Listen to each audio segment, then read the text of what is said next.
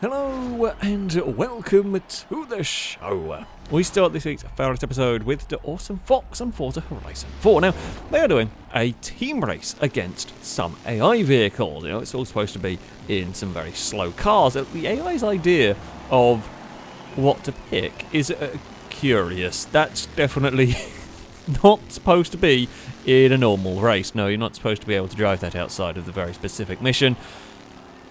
Yeah.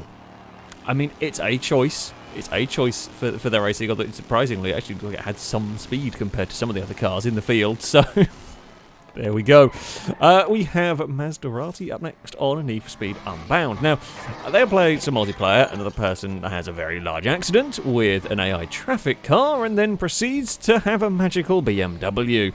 Yes, I guess it's not quite fixed itself out of the cutscene or whatever.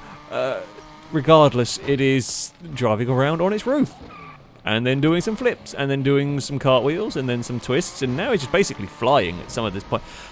That's definitely not how cars are supposed to work, ever, really. It's going to continue flying around as well.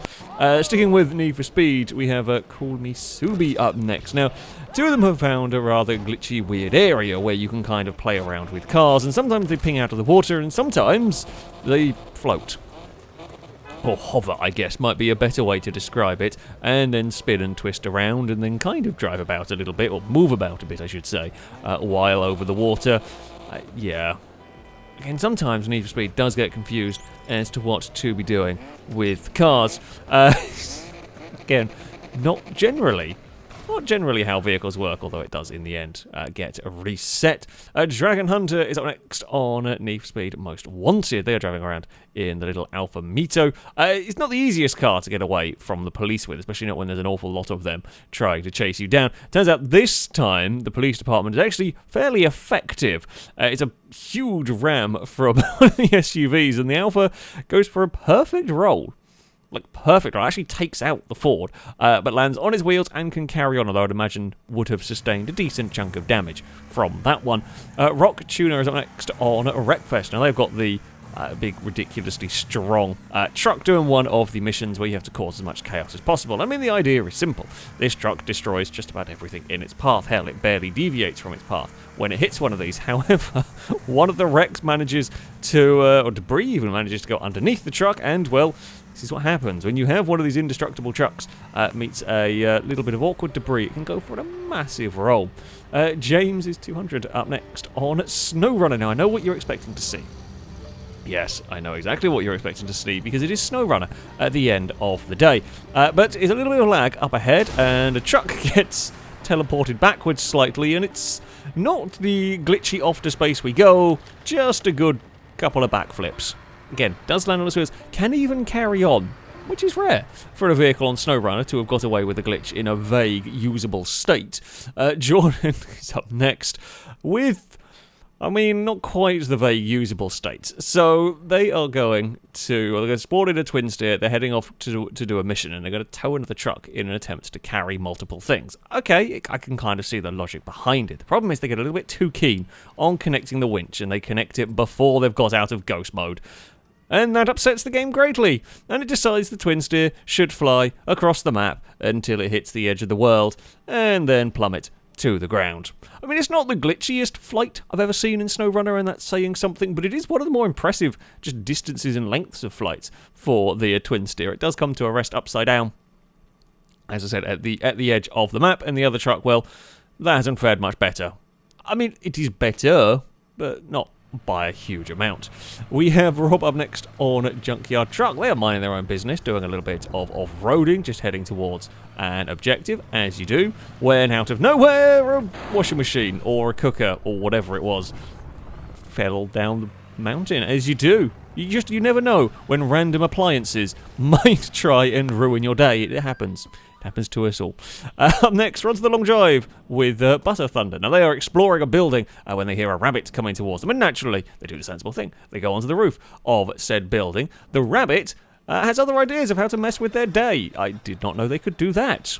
Makes the long drive considerably scarier if they are able to headbutt the car. It does it not once, but twice, although the second one not quite as effective. It does roll it over and then just come back onto its wheels.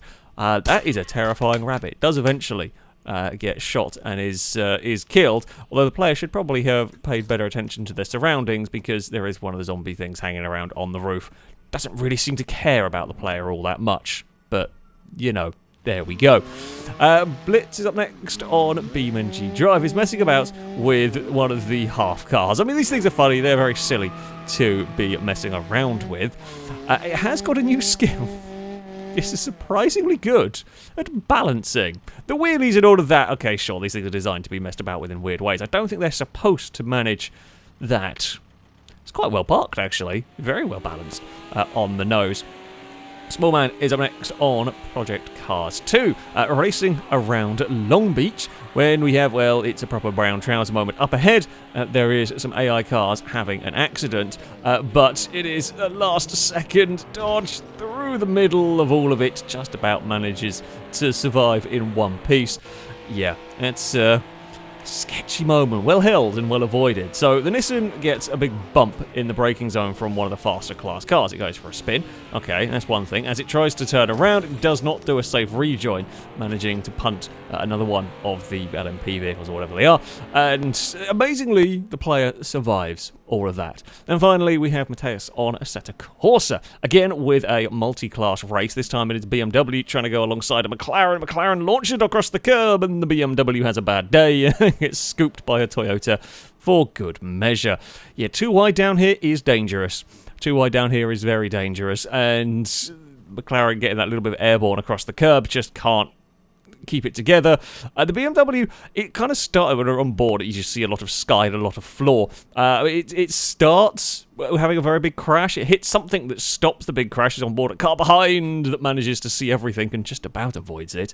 It's not what you want. Not what you want, really. Especially when you're further back here. You can see a car flying through the air, and it's a very, very near miss. I mean, the McLaren was lucky to get away with that one. Or the McLaren we're following here, the Golf liveried one, was very lucky to get away. This is on board the Toyota.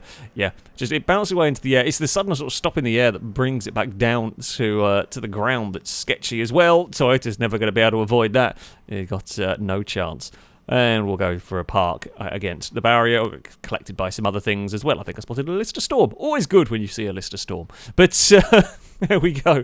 That is going to be it for this episode. As ever, if you have clips you'd like to submit to this series, you can via a Google form. There'll be a link to it in the description. All the rules and how it works can be found on there. That, though, is going to be it from me. Thank you all very much for watching. And until next time, goodbye.